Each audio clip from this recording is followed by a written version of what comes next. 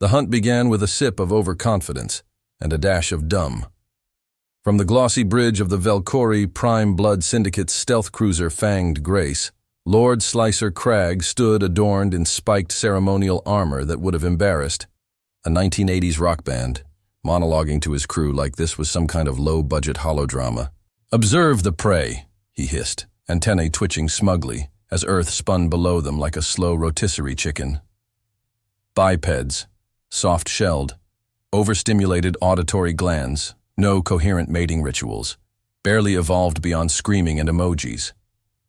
His hunters, Science Wretch Zunlo and Grontak the Flexor, nodded with varying degrees of forced enthusiasm. Zunlo, armed with 8 scanners and a gnawing existential dread, dared to voice concern. "They do show unpredictable aggression when denied caffeine, Slicer Crag. And memes. Their battle propaganda is chaotic." Crag waved his bone-carved talon with a chuckle. "A meme cannot pierce Velcori hide, wretch."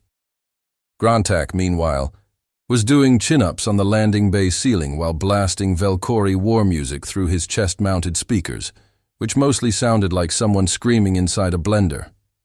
Below them, in a suspiciously calm forest just outside suburban Colorado, a small object blinked red beside a pine cone labeled Free Wi-Fi. Crag's ship dropped them with grace and stealth befitting galactic predators, bypassing every known human radar system by spoofing itself as a YouTube ad for singing vacuum reviews. The hunt was on. Within minutes of touching soil, Crag declared himself dominant apex after vaporizing a squirrel and accidentally setting off what appeared to be a handcrafted decoy tent rigged with glitter mines and motivational slogans, like persistence because you're already here anyway. Zunlo's scanners detected no intelligent life, which, to be fair, was accurate for that part of New Jersey. But things began unraveling faster than Crag's ego when they found the first primitive habitat, a backyard loaded with plastic flamingos, lawn gnomes outfitted with grenade launchers, and a garden hose taped to a flamethrower. Grontak bent to inspect a suspiciously large snail and triggered a hidden landmine that launched him into a bounce house labeled Birthday Zone, ages 4 to 300. Screams echoed through the inflatable chaos. Zunlo nearly cried. It got worse. They crept into a nearby structure, assuming it to be a feeding den, and were ambushed by a mannequin in tactical yoga pants with glowing eyes, rigged to blast Bon Jovi's Livin' on a Prayer at 180 decibels. Crag attempted a noble leap toward the noise and promptly fell into a kiddie pool of electrified maple syrup. He thrashed. Zunlo ran. Grontak got stuck in a hammock and declared war on patio furniture. Then, out of the trees emerged Earth's true apex, Commander Jenna Briggs. Platinum blonde tactical braid, glowing camo armor, and a coffee mug reading, "Silence is golden, duct tape is silver." She moved like a predator who'd been forced to cancel brunch for this nonsense. In one hand, she held a plasma baton. In the other, a still steaming coffee pot that looked freshly stolen from an alien cafeteria. She glanced at the aliens with the same expression she probably used on defiant Navy SEAL recruits, tax auditors, and IKEA instruction manuals. "Well," she said, blowing across her mug, "y'all must be new to stupid." Crag lunged. He got tased. Grontak charged. He got suplexed into a bush shaped like Yoda. Zunlo tried to negotiate and got zip-tied to a bicycle rack while Briggs asked if he had any allergies, because her dog was a little bitey around panic smells. The hunt had lasted 23 minutes. Jenna Briggs, still finishing her coffee, called in the cleanup team using a drone shaped like a pizza box. "Bring snacks," she added, "and tell the orbital boys to start prepping the PowerPoint." Back aboard the Fanged Grace, the emergency beacon triggered itself and transmitted one chilling message to the Velcori homeworld. Sol 3 is not a viable harvest site. Contains apex caffeine predator. Deploy sarcasm shields. Send apology fruit. Basket. Somewhere far away, the Galactic Conclave began preparing a diplomatic folder with one glowing word on the front. Earth. and it was underlined, twice. General Anna Baker hadn't even finished her third pastry of the morning when the emergency alert lit up her hollow sconces in a shade of red so aggressive it clashed with her office plants. She sighed, dusted off a sprinkle of galactic cinnamon from her combat clipboard, and calmly activated the orbital command feed. Garage door Alpha to Commander Briggs.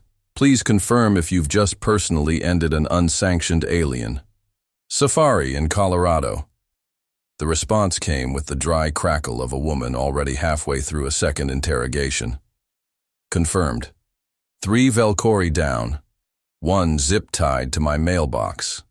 I used the reinforced ties this time, not the flimsy ones we got from Intergalactic Costco. Anna pinched the bridge of her nose. The Velcori Prime Blood Syndicate, the galactic equivalent of a bloodthirsty HOA with ceremonial knives, had been sniffing around Earth's airspace for months, but this was the first time they'd gotten cocky enough to land. Mistake. Big mistake. Especially since their chosen landing zone was 5 kilometers from Briggs's cabin, which according to every declassified file was Earth's unofficial nope zone. Even raccoons left notes before visiting. Down on the ground, Jenna wasn't done. With Cragg still unconscious and drooling in what looked like a camo beanbag chair of her own invention, she activated her welcome protocol, a series of home defense mechanisms coded under names like Operation Spicy Surprise and The Lawn is Lava. The traps weren't just lethal, they were sarcastically engineered to mock their targets. One launched Velcori-shaped piñatas filled with glitter and biodegradable tracking dust. Another used reverse gravity mines to launch intruders into the air just long enough to rethink life decisions. The pièce de résistance, however, was a sonic disorientation field disguised as a garden gnome that blasted confused invaders with a medley of bagpipes, toddler tantrums, and motivational podcast snippets. Meanwhile, Zun Lo, having untangled himself from a booby-trapped swing set labeled Swing Responsibly or Perish, limped through the forest in a blind panic. He tried contacting their orbiting cruiser, Fanged Grace, but the signal was jammed by what he would later discover was a microwave oven duct-taped to a Roomba.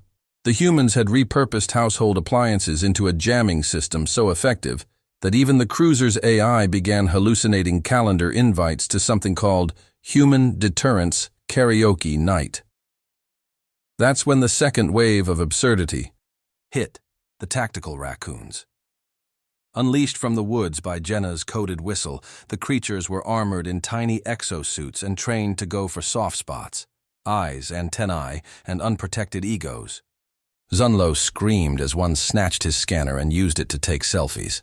At this point, Lord Slicer Cragg regained consciousness just in time to find himself tied to a flamingo, while a toddler, Jenna's daughter Ellie, pink tactical onesie, and all offered him a juice box and threatened him in broken galactic basic.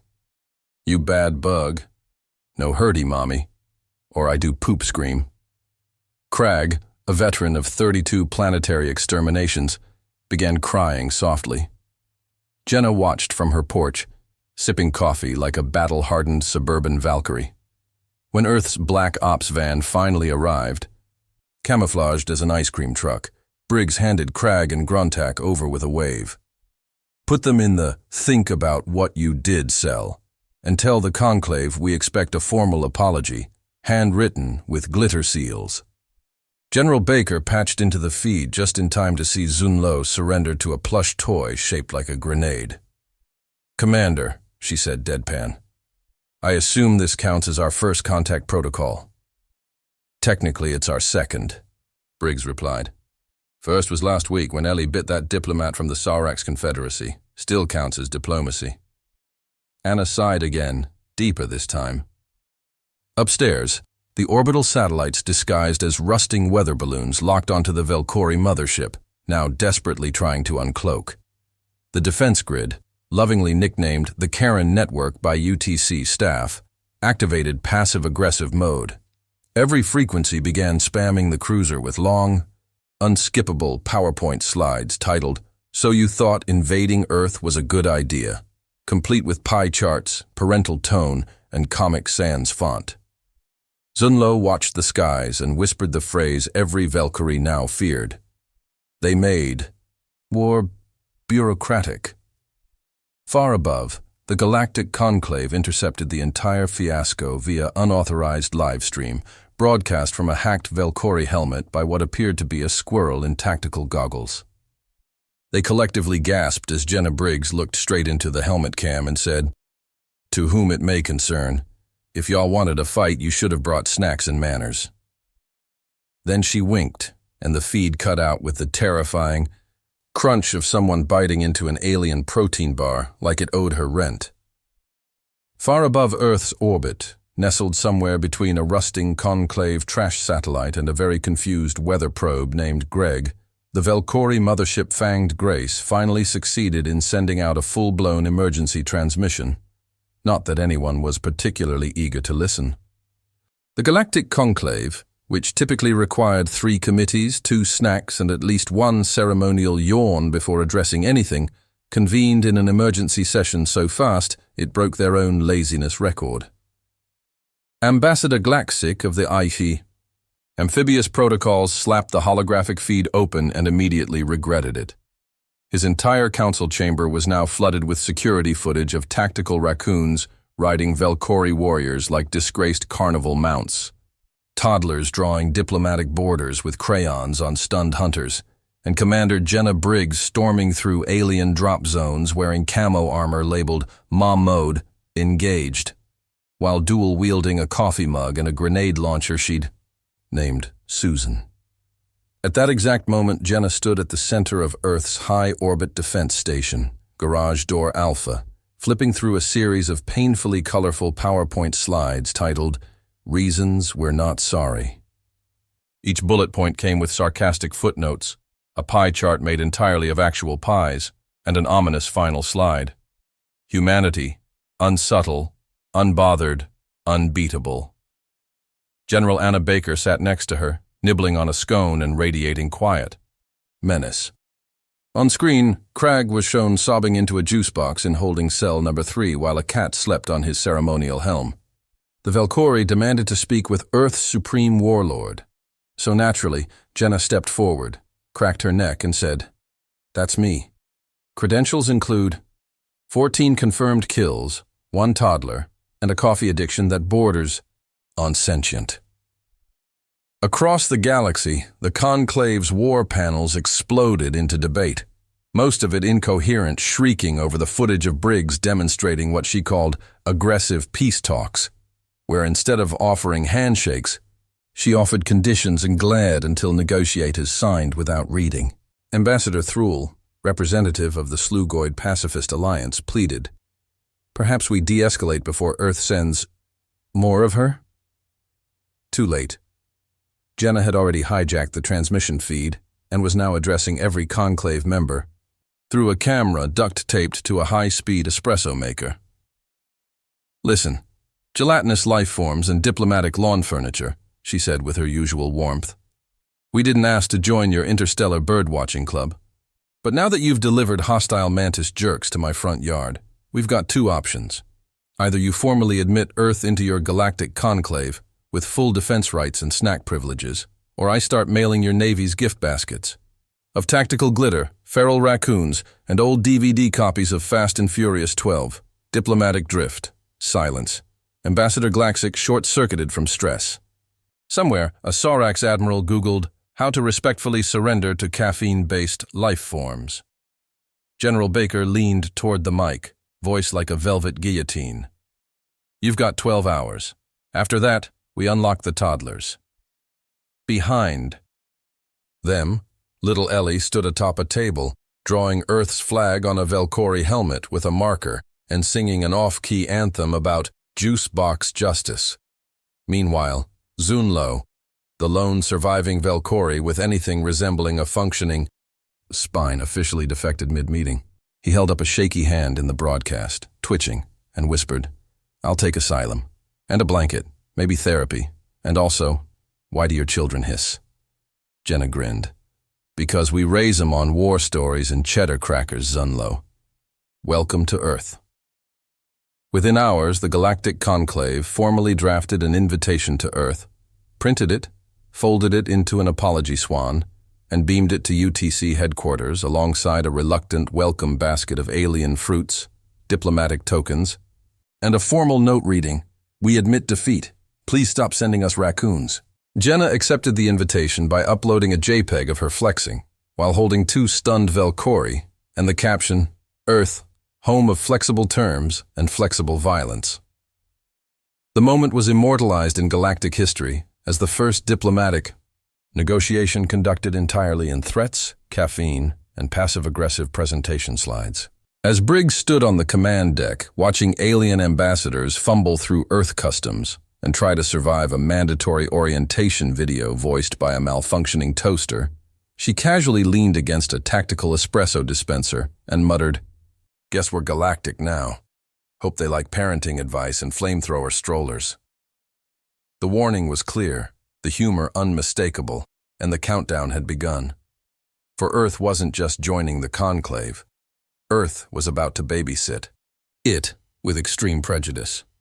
It began, as most interstellar crises do, with a cupcake and a threat. The newly appointed Ambassador Jenna Briggs, still wearing half her SEAL armor and now sporting a diplomatic badge duct taped to her shoulder plate, arrived at the conclave's capital station, Diplomacy Prime, with a toddler on one hip and a tactical briefcase full of coffee, duct tape, and negotiation tools on the other. The aliens expected a formal procession. What they got was Jenna stomping across the pearlescent floors of the grand chamber with juice stains on her boots, handing out Earth-made muffins to horrified delegates, while her daughter Ellie threw glow-stick grenades into potted plants and declared, "Peace is boring. I want boom." A trembling announcer stammered through the formal titles. "We welcome the human emissary, tactical commander, mother of chaos." Briggs flashed a confident smirk, took the center podium, plugged in a USB drive shaped like a raccoon, and began her presentation. Slide 1. The 10 reasons you're all still alive. Each one had charts, sarcastic commentary, and visual reenactments using sock puppets and alien action figures. At Slide 4, the Larthan delegate fainted. Slide 7 triggered an emergency call from the Velcori homeworld demanding Briggs be declared a war crime in progress. She shrugged, sipped her espresso, and replied, "Tell Cragg he still owes me a new mailbox." But the real fireworks began when Briggs unveiled the full human tactical dossier compiled by Earth's finest, scariest, and most under-caffeinated strategists. It revealed Earth's absurd but effective defense network, orbital deterrent systems, disguised as satellites, weaponized weather balloons, raccoon-operated espionage teams, and a top-secret failsafe known as the Kindergarten Corps, a black ops unit composed entirely of sugar-hyped toddlers in armored strollers. The room erupted. Half the conclave stormed out, 3 fainted, and 1 delegate vomited glitter. Meanwhile, Ellie fed a Sarax ambassador a snack shaped like a grenade and asked him if his planet had boom juice. But Briggs wasn't done.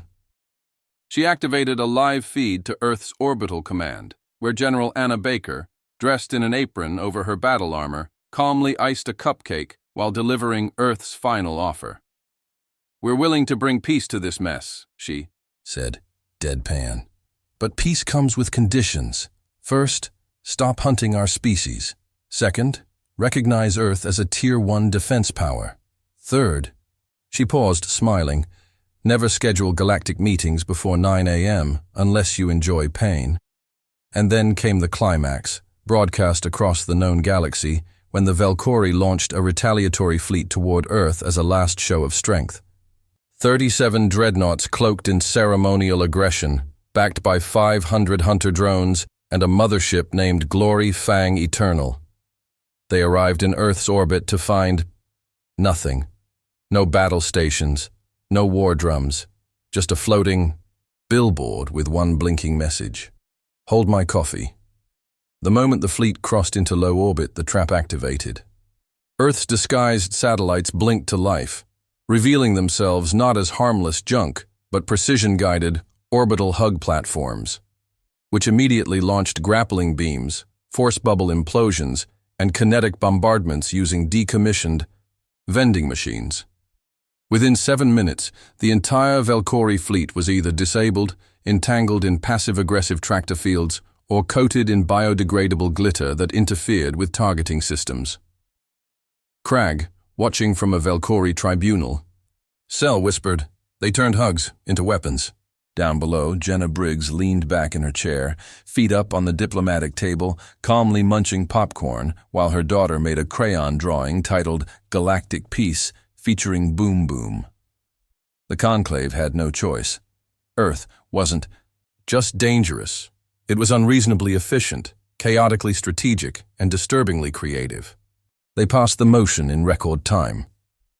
Earth was now the official peace enforcement authority of the Conclave, tasked with deprogramming hostile species, babysitting galactic politics, and enforcing diplomacy with maximum sarcasm.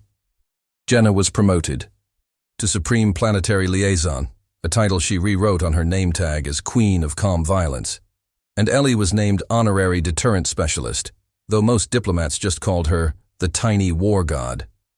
In her final address, standing before a council that now flinched every time she raised her coffee mug, Briggs ended the saga with the same grin that had haunted Valkyrie nightmares. "Let this be a reminder," she said, voice calm and terrifying, "that you may have laser blades, fleets, and titles. But Earth has toddlers, caffeine, and unresolved emotional trauma. So next time you plan a harvest, maybe harvest some manners first." And with that, Earth's rise was complete, not through conquest, but through pure tactical absurdity. As the galactic anthem of peace played, awkwardly remixed with a dubstep version of the final countdown, Jenna Briggs leaned over to her daughter and whispered, "We saved the galaxy, kiddo." Ellie smiled and replied, "Can I blow up diplomacy?" "Next?" Jenna chuckled. "Only on weekends."